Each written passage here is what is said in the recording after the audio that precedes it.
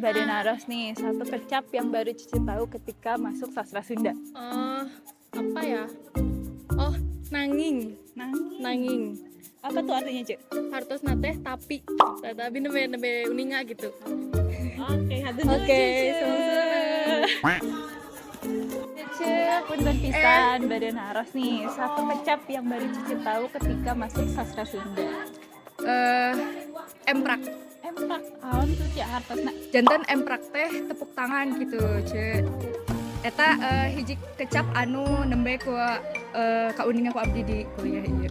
Kan biasanya mah keprok gitu nya, ieu mah emprak gitu. Haturnuhun Cici. Sama-sama. Sampurasunai. Sampai Cici.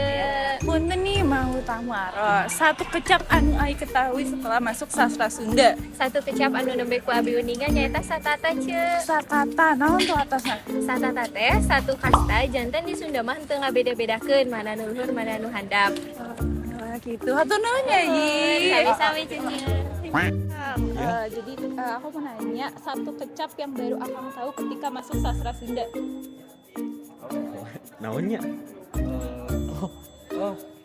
Sason. Apa tuh Kang artinya? Aduh, apa di? Sason teh naonnya?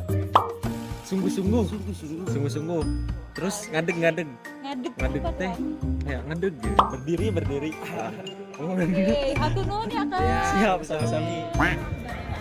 Nih, satu kecap yang baru akang tahu ketika masuk sastra Sunda.